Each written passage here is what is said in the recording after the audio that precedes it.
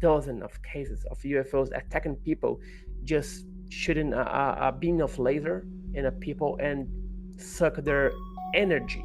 When they go to the doctor, to the hospital, they got anemia. So in some way, somehow, this UFO just suck the iron from their blood.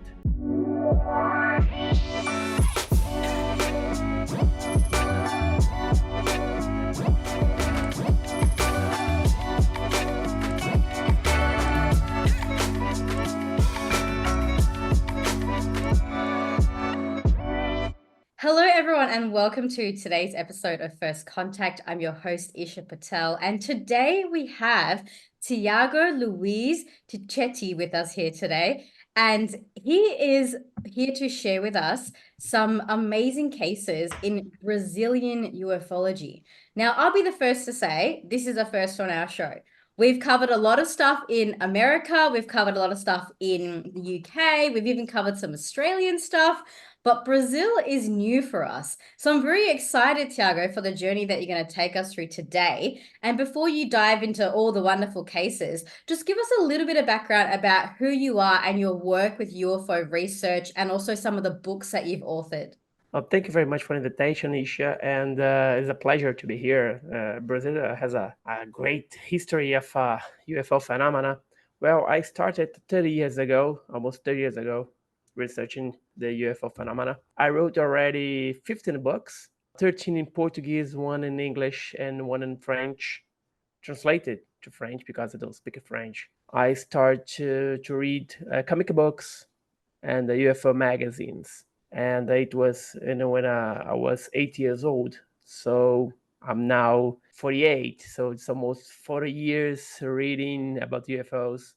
And I started research when I was 19 years old, when I moved to Brasilia. And I started to, research very, very seriously. And I became a co-author of the Revista UFO magazine, but it was almost 30 years ago. And since then, I keep studying the UFO phenomena and a lot of Brazilian cases here in Brazil. That's amazing. Now, have you had any personal experience of your own? Yeah, I had. When I was 8 years old, I live in Rio de Janeiro, and I live in a neighborhood called Barra da Tijuca, and I live in a condominium called Barra Mares.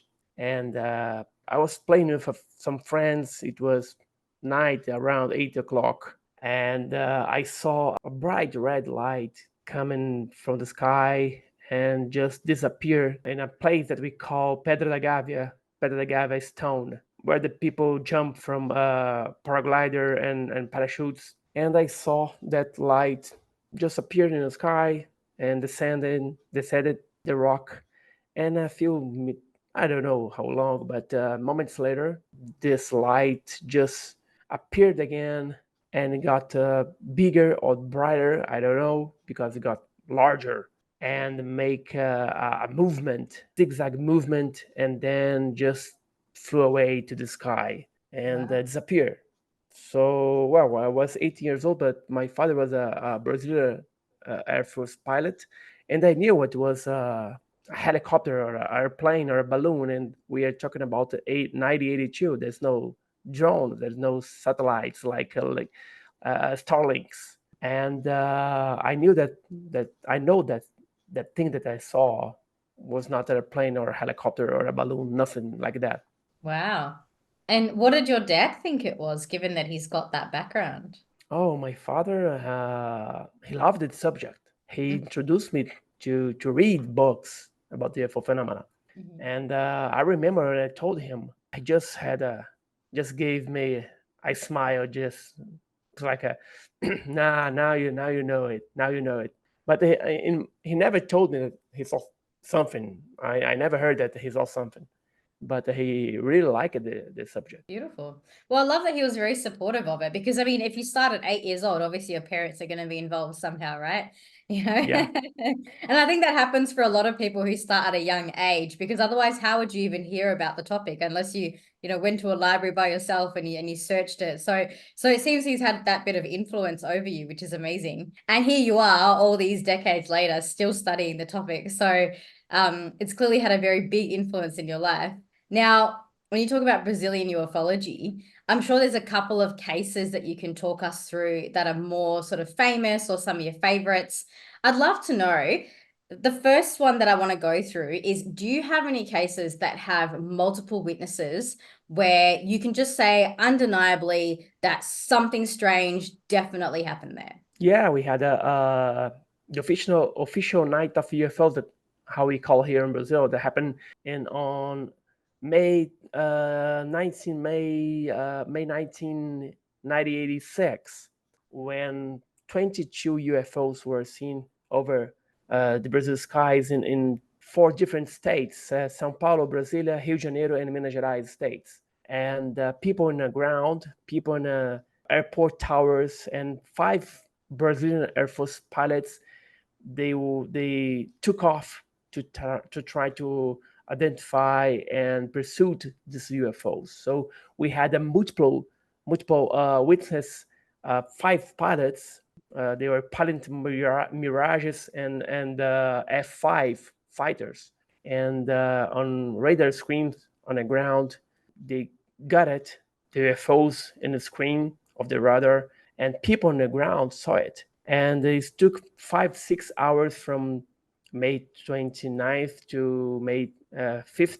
In the morning of the 5th, the Brazilian Minister of Defense, of the Air Force Defense, he called a press conference, and he put all the five pilots in the front of journalists. And every journalist had a chance to ask everything about what happened that night. And the conclusion of a report is not that of the official, because the official report, we're still looking for it, waiting for it, almost 30 years ago. But in a prior report, the minister said, well, that things that we chased it and chased us were controlled by some kind of intelligence. So this was is a mystery that we did not solve it yet, and we are still waiting for this report, because we know that at least one of the jet fighters had the cameras on board, and we're still looking for these photos of film of the UFOs. It was 22 for different sizes that they reported that they saw UFO the like a meter diameter, in another cases more than 40 diameter size. So it was big, so huge. But there's no solution until now. What do you think it might be? Oh, definitely, it's not from this planet. Not from this planet, because they accelerate it and stop it instantly. So no airplane or something nowadays can do that. So imagine in 1986, they had the speed in like 2 seconds, more than 10,000 kilometers per hour speed, just jump it in the screen of the radar. It was in one state, in the city of São Paulo, for example, in the city of São Paulo, in the São Paulo state. And then seconds later, the target was over Rio de Janeiro, is another state, in a couple of seconds. So it's amazing. It's not from this planet. Wow, that's incredible. So let's go a little deeper into the research side of this here, because there's always going to be the skeptics that are like, well, maybe it was some secret government thing, or it could be from another country, or who knows. So what about this case do you think makes it so far out from anything that we might have technology-wise on the planet? Wow, if it was a secret weapon, we still don't know it. There's still development, because we never saw something that go that speed for 10,000 kilometers per hour. It's impossible. Do you know And what shape and size these objects were? they were very bright, and the pilots just said that just like spheres, but because the bright, the light, we cannot see what was behind this light. So the pilots, they're very sure that, well, we don't see the form or the shape, because it was very bright. So what And were the they sun, seeing? Just like a sphere of light. yeah, just a sphere of with different colors, and Mm. some have multiple colors. Hmm. The speed was impossible to reach. Mm-hmm. and they are playing dog and cat with the pilots because they use the supersonic speed. The F5 had and Mirage had the supersonic speed, and when the airplane just get closer, I mean closer like a kilometer closer, Mm. the UFO just disappeared. The speed was increased by 1,000 times, and sometimes they just stop and wait for the airplane to get closer and then speed again. They're Mm-hmm. playing with the airplanes, so there's no no secret weapon or secret airplane like that in 1986. Also, we don't have this kind of airplane in 2024. Mm-hmm. So this conclusion make us to believe that that thing, that 22 things were not from this planet. Wow. Wow, that's incredible. So, what do you think happened with some of the evidence? I mean, I know with a lot of other cases that I've looked at, people say things like, well, there was evidence and then it's been taken away, or it seems a bit strange that the footage is no longer available and also that the report has mysteriously disappeared as well. Well, it's very normal here in Brazil when they disappear some evidence. The best evidence that we had is the witness of the pilots and the people on the ground and the militaries on the ground as well in a airport central control, because they saw UFO that almost landed in a land of the airport in São José dos Campos. São Mm. Paulo State is a city of São Paulo State. The UFO just almost landed, and they saw it. And the pilots, what the pilots saw, they're the best person trained to identify something in the sky. In your Identify that. research, did you personally speak with any of these witnesses yourself? Two of them, Yeah. two of them, and he told me that Thiago, what we saw was not a plane. There's nothing that we knew. It's not the well. Some skeptical people said that it was a planet Venus or Mars. It's impossible. It's impossible because Not 22 of they them. move it. They move it, and they were big, and they were very bright and multicolored. Yeah. So there's not a Earth explanation for that. Yeah, that's incredible. So when you spoke to these two witnesses, what were some of the words that they used to describe what they saw? Well, one of them was Captain Jordan. He was in a F5 jet fighter, and when he just took off to try to find this UFO, they in one moment he told me that he had 6 UFOs in his left and 7 in his right, Wow. just following the airplane.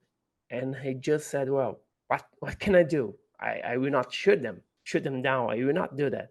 And Mm. they had no the pilots actually they had orders to don't shoot they down because they didn't know what it was unless the UFO just shoot them. They could shoot back, but not start a fight. And Jordan said, "Well, I was over São Paulo and I saw that 6 UFOs in my left side, 7 in my right side, and on my radar in an airplane, there's nothing in my radar on an airplane.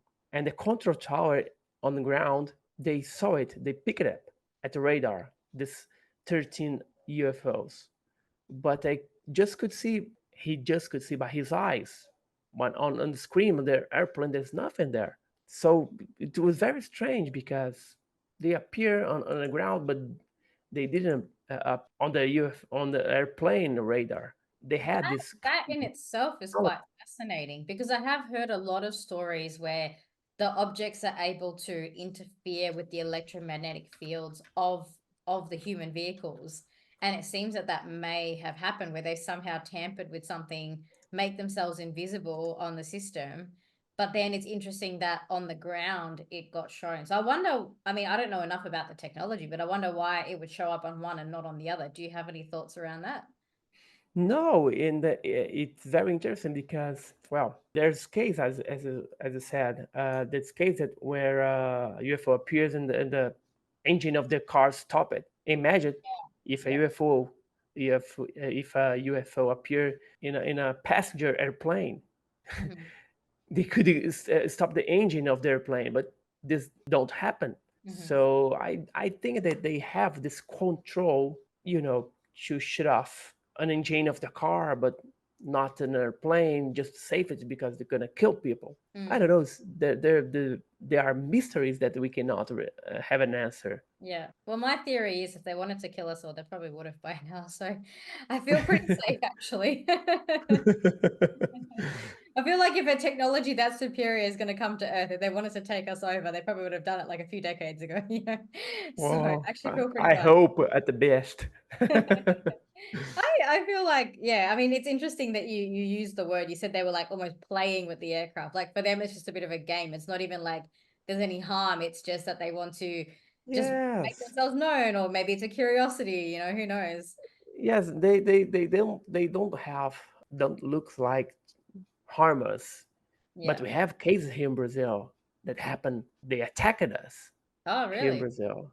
Yeah, we had in 1977 the Operação Prato Plate operation, where many cases, dozens of cases of UFOs attacking people, just shooting a beam of laser in a people and suck their energy, Yeah, and yeah. So when you people say got attack, it's sick. like kind of a abduction type of thing, yeah? Yeah, but the people were not abducted. Ah. They just lost the energy, like they got very weak, and then when they go to the doctor, to the hospital, they discover that they got anemia. So in some way, somehow, this UFO just sucked the iron from their blood, just the iron. That's why the people got anemia. That's very And yes, it's a How very many people did famous. that happen to? Oh, a dozen people, a dozen of people, and Wow. one people actually died because of that. It happened in 1977, and the Brazilian Air Force sent a secret mission to investigate it, and they took more than 200 photos of UFOs, more Mm-hmm. than 2,000 of pages of reports with witness of the people, and they themselves, this crew of the Brazilian Air Force, they saw many times UFOs there, Mm-hmm. and to make also movies, Mm-hmm. films. I mean, films. But we had now many of these photos. We have almost all the reports, but we don't have the film as well. 22 hours of films of UFOs. These films are missing here in Brazil. They were destroyed, or they were sent to another country. I mean, United States. But in this case, the UFOs attacked people in Pará, state of Brazil, Pará states, in city of Colares, Belém, and many cities in Brazil. And the people just run away from the cities. The city just became a ghost cities, and that's why the mayors of the cities call it the Brazilian Air Force, because there's something in the sky. In the sky is a Air Force problem, and it happens from October 1977 to December, and then start again in February 1982 to until May of 1982. So Mm-hmm. in this case, the people are attacked by UFOs. Yeah, that's quite interesting. I have heard some cases where, people have had negative effects of that, which is quite unfortunate. I think it gives the whole thing a bit of a bad rap. I know there is research out there where there is a majority of people actually having positive experiences, healing, and or suddenly learning, discovering things about themselves that they didn't know, having prophetic kind of experiences as well. And yet there's always this minority of negative experiences, either through like what you've described with the anemia, or through abductions that are unpleasant and scary. So it's quite interesting that there is this spectrum of experiences that people are having. And I kind of feel for the people who have been on the bad end of this, and maybe not had pleasant experiences, because I think it then doesn't set us up for a peaceful disclosure, which everybody wants a peaceful disclosure, right? Yeah. Um, and I think it's probably important to acknowledge as well that there are so many different races of beings out there that just like humans, like some humans are really great and some small minority of humans maybe might not be so great, you know. And I think it's the same with ET races. Like most of them, I think across the board are actually pretty great. And then you get that small minority who cause disruption or who cause pain, or maybe they're just not evolved enough to realize that they're causing pain and they're doing these sort of experiments and things like that. So yeah, it's quite interesting that we do have this spectrum of the types of experiences that people are having. Yeah, one of my books is about UFO alien typology. Hmm. In this book, I have 72 types of aliens All and right. UFO. Yeah, and UFO phenomena, the history of UFO phenomena. And as you said, they are here for some agenda that we don't know, and they come here, do what they have to do, and leave. And they don't care about us. We are just lab rats for them. If they want to help us, I don't know if they don't help us. If they want to help us, they have a lot of work to do. If they just want to come here and take some samples of our blood, of our DNA, they came and do it. They want to abduct us to get a woman pregnant and then put a hybrid Mm. in a fetus hybrid and then take it off. They can do it. We don't know what they're proposing here in our planet. It's not just one race. There are many races coming to our planet, and we don't know what they want. Well, what are some of the races that you've come across in your research? Oh, many types. The Nordics, just like us, and have the Greys, the famous Greys, and have the like robots in Voronezh in Russia in 1989, and we have in Brazil the Paciência is a entity is just like a square, but can walk and move and talk. Hmm. Many, many, many, many types, and probably some are just clones or just robots, but they are very different from each other. Hmm. And the question is, they are from the same planet, from different planets, but we don't know. Well, the only thing that I'm sure, it's my understanding, is that there are many races here on our planet. How do you think they get here? Well, for me, the simple explanation. They can travel through the universe, like wormholes, something like that. They have the technology to travel in a universe. Many people say, well, they from the future, they from the past, they're from another dimension. Well, okay, it's a possibility, but for me, the normal explanation, scientific speaking, the normal explanation is they have technology to travel through the universe. I don't know why, how, but they can do that. Because it So take a long time to get even from Earth to either of its neighboring planets. You know, if we were to go to Venus or to go to Mars, you know, yes, for us, for but us, for yes, for us, yes, but we don't have this technology to travel fast through the mm, universe. mm. They So have. where do you think the beings come from? Like for example, the Greys. Like where in the universe would they come from? Well, to be honest, I don't know.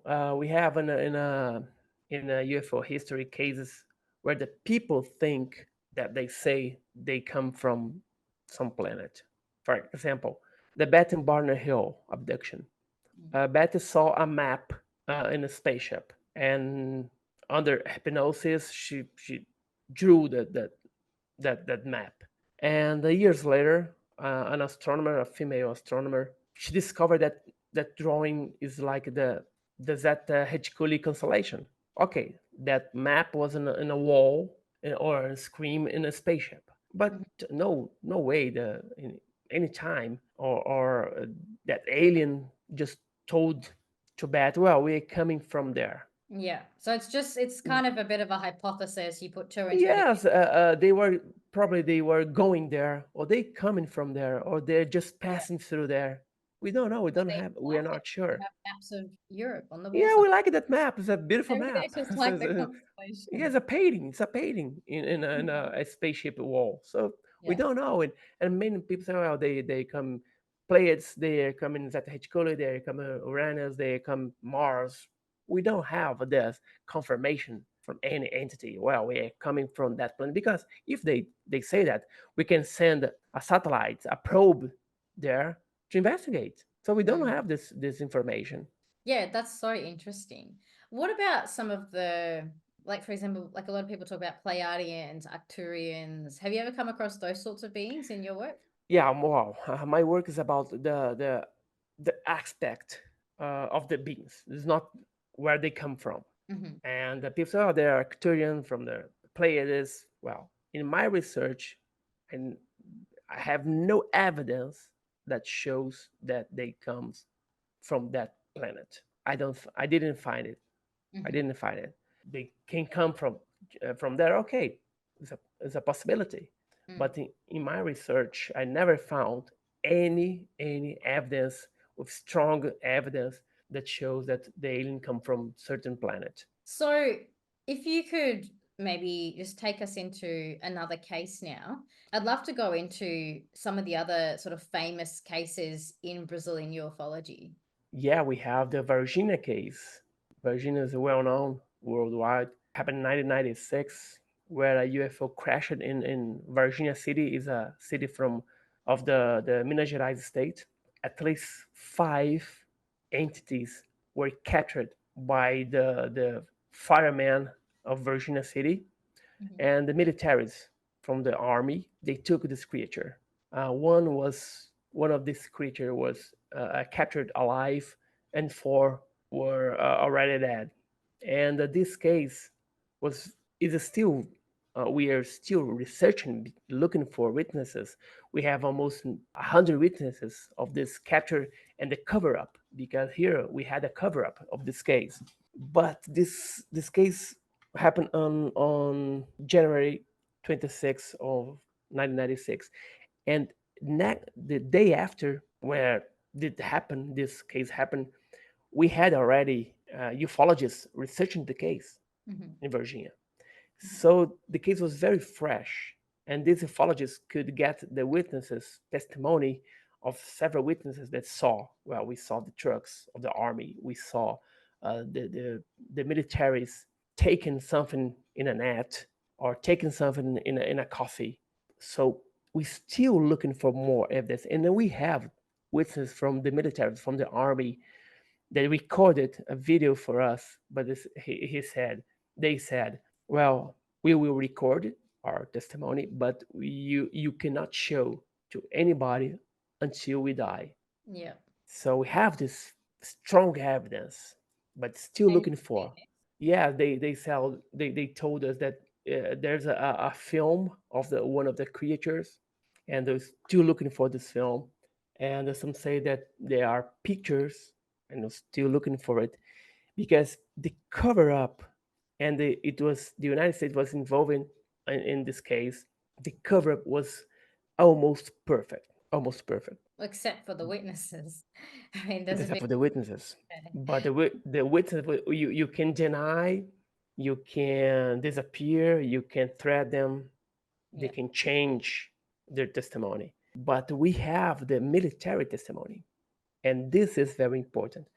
And the film made by James Fox, Moment of Impact, Hmm. was released last year, shows this shows a very good investigation that James Fox and Marco Aurelio, is a friend of mine, they did. I helped in this movie a little because they went after many of the witnesses and they got more information. They got information from the doctor that supposedly saw the creature, one of the creatures. And now we know that at least five, but I think that it was almost 12 entities that crashed on the UFO and was captured after the crash. During the weeks after the crash, many UFOs were seen over the city of Virginia. We think that they could be looking for the rescue of the So do aliens. you think it was an accidental crash? Like not Yes, a yes, landing, yes. but maybe, I think. yeah. I think the information that we have is that the NORAD just picked up the UFO entering the Earth's atmosphere, and go in the direction of Brazil and crash in Virginia. So the NORAD contact the Brazilian militaries and said, "Well, a UFO just crashed in this city, in this location." This could probably be true because a few minutes later the crash, because one of the witnesses saw the crash site, Mm-hmm. and this witness is seen in the movie, A Moment of Impact. He saw the crash site and saw this debris, just like a rosin, very shiny debris, like paper, like metallic. And when he saw that crash, a few minutes later, the militaries arrived and get him, put him away and isolate the area and start to recover all the debris. So we know that United States was involved because 3 days later, an American Air Force airplane just landed in Virginia airport. It's a small airport in Virginia. It's small and big. It's a big airplane just arrived from the United States, and people saw they are carrying boxes, large boxes, small boxes, medium boxes. So it's a pieces of a puzzle that we still want to to put together to understand all the whole scenario. Why would they involve the Brazilian government? I mean, I always assume that, when these sort of things happen, each government wants to keep it very hush hush. So why did they suddenly reach out and connect with the Brazilian government for this? Because the Brazilian will give to him all the UFO, the entities. The Brazilian don't want to. The Brazilian government don't want to get involved in it because we unfortunately we are not interested. The Brazilian government is not interested in research the alien life. We had on our hands a UFO and entities, and we prefer just to give to the United States. I don't know if they have some kind of agreement, something like that. Mm. But they took everything from this case. Right. Well, I imagine the American government wants it because they want to reverse engineer, right? So if the Yeah, Brazilians aren't interested in that or don't have the capacity for that, it would make sense that they would pass it on. But yeah, normally, I mean, governments tend to be very close and hush hush about the whole thing because they want to be the first to discover the secrets, you know? So I find it interesting that the Brazilians are just like, okay, off you go, like you can have our stuff. yeah. And what happened next? We had the first and so far the only Brazilian astronaut. We Right. had a spot. We had Yeah. a spot to go to space in a an American United States in an American airship. So I don't know. We exchange a UFO and entities for a astronaut. Right, right. Who knows? Who knows? Since we are on the topic of America now, though, there's been some really interesting stuff happening in Miami. Have you heard about it? Yes, we had this information here in Brazil, but I don't think that's something extraterrestrial. They put some artificial intelligence, put some giants in the scene. I'm very skeptical when this I'm thing of a happen. similar opinion. I'm of a very similar opinion because I mean I've done a lot of research around UFOs and paranormal and supernatural, all sorts of things. And when I saw the footage, and I had people sending it to me, like on socials and stuff, people were like, "Hey, should I check this out?" They were tagging me and stuff, and I just was like, I don't know. I didn't really feel like there was something in that. And I think what's interesting is, I think, and this is just my personal opinion, I think sometimes these situations get created and blown up just to test the reaction of the public so that when the disclosure does happen, they want to know, are people going to freak out about it? Or are we actually ready for some real sort of disclosure that can be integrated in a proper way? And so my personal opinion on it was this was more of a false flag kind of thing. If there was anything to it at all, because I mean, yes, there was a very large police response for a group of teenagers, so maybe there was something there, but I also felt like it was a bit off and it wasn't really like a true disclosure sort of event. I agree with you. They're many times they're testing the people of what's going to happen. I interview in my YouTube channel the researcher that passed away, Robin Graham. he wrote a very good book called The Silver Screen Saucer: Certain Fact from Fantasy in Hollywood UFO Movies, where in this book he shows how the government is involved with the Hollywood movies about aliens, because Yep. he gave an example: E.T. the extraterrestrial. At the first, it must be a very horror movie of an invasion, Mm-hmm. and E.T., well, he's not beautiful, but he was supposed to be much uglier than he was. He's now he's very very cute, Mm. but the government, I don't know, agents of the government came to Steven Spielberg and told him, well, we can buy, we can help you with money to produce your movie, but you have to change the script, and they did it just What to was test the intention behind that? I mean, to what? test, just to test, because the movies prior to ET, prior to ET, were always the majority was invasion, attack, destruction, and we had the Close Encounters, which it was in 1977, and ET was 1982. Close Encounter was something very true, because Steven Spielberg always liked this subject, and they got true aspects of the UFO phenomena, but didn't shock the public, and they want to know, the government want to know what's gonna happen if, well, now we have a friendly alien, how the Mm. people gonna react. So they changed the script of the original movie of the ET to make him a friendly alien. When you say the government went to Steven Spielberg, is there a particular person or a group of people within the government that approached him? No, in a book, Graham just said there were people from an agency Because the just government is came quite to. large, and I feel like there's a lot of departments and a lot of people, and I think even Yes, within the government, a lot of different people have different agendas. So I'd be curious yes. to know which subset of those people decided, hang on a second, let's actually do this in a positive way. Because I understand from a consciousness perspective, movies, films play a really big role in creating even the way that things unfold, right? So disclosure has been a conversation that's been going on for decades now. And I see the role that movies play in that. And to have movies that depict these ETs as benevolent beings is a very positive step towards moving people into disclosure.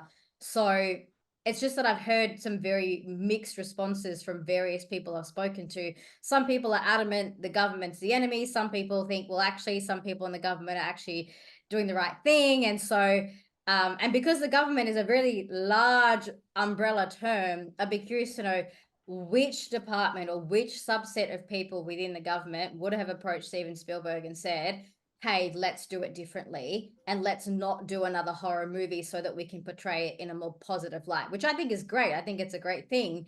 I just want to know who was behind that. We don't know. We know in the book the Granholm is not clear to Mm. to tell what agency, but we know that Steven Spielberg and the former president Jimmy Carter and Ronald Reagan, they invited Steven Spielberg to White House to talk about aliens. These Right. two former presidents loved aliens as well, UFO, and Steven Spielberg liked it. So I don't know. I don't know. Just a speculation, and the books were wrote by Graham, not me. I would like to see more research around it, especially when you talk about stuff relating to the government. I feel like there should be a paper trail or evidence, like proof around the actual funding that Steven Spielberg may have received. Because otherwise, it's all kind of hearsay until you go, okay, here's the actual funding that went from these people or this department to Steven Spielberg. And when you have that level of evidence, you can say, okay, cool, yeah, maybe there was some involvement in shaping the narrative of that film. I don't think that Steven Spielberg is gonna speak about this. Yeah, I think he has a lot to lose, yeah, because, well, first of all, he loved the subject, as I said, and then if it's true, happening, it's true, it's gonna be a turning point, because it's going to be confirmed that the U.S. government always looked for the subject, and he always denied. No, we don't care. We don't. We're not studying. Now, with this pressure that happened to the congressman over the American agencies and the government asking what are you researching, what films are this we are seeing. Now I think this turning point is happening. Yeah. So, in your opinion, do you think that we are getting closer to disclosure now? We are starting. Yeah. We're starting. I'm not sure. I don't believe, actually, I don't believe that we're gonna have a full disclosure. This is never gonna happen. Never gonna happen. And when I say full disclosure, I mean closure of the past Yeah. and the disclosure of everything. Yeah. I don't think that if a UFO shut down an airplane, they're gonna tell us. So if they don't tell us, it's not a full disclosure. Yeah. And I don't think they're gonna. Well, all the we said in the past, the Roswell, the Kecksburg, the Thomas Mantle, all these cases were UFO cases. They're not gonna do that because they're if they do so, they will be signing confession that they manipulate and they lied and they kill people and destroy life of many people during decades. Yeah. So we're gonna have disclosure because there's no way anymore, and someday it's gonna happen that we're gonna find alien life. We're gonna find it. Well, I think these days more and more people are just having their own connections anyway. I mean, regardless of what the government does or doesn't say, I know what I've seen and I know what I know. So, and Yes, I think as people are starting to wake up and ask more questions, be more critical, it's almost it's impossible to deny the existence, and to think that we're the only beings in this entire universe is ridiculous. I mean, it's it just such is. a vast universe. So I think, It's a yeah, waste of and is a waste of space. yes, exactly. And I do agree with you to the extent that there will always be some things that will probably remain hidden. And I think because certain governments want to save face or they don't want to admit to certain things, that I think some things will stay under the rug. But I'm happy even to just go, you know what, what's happened in the past has happened. Yes, we understand why things needed to be hidden, but Yes. moving forward, let's just tell people the truth that we're not alone in the universe, that there are things in our skies that don't come from planet Earth, and it's about time people knew about that. Yeah, I think that when they start to do this, people will be more prepared when a UFO, landed or we get a contact with an alien race. Because if you continue hiding this, and on TV, say, well, UFOs are here. Well, people are gonna be surprised if you know, just keep telling, oh, we are looking for, yeah, we are sure that there's a life in the universe. People are going to be prepared.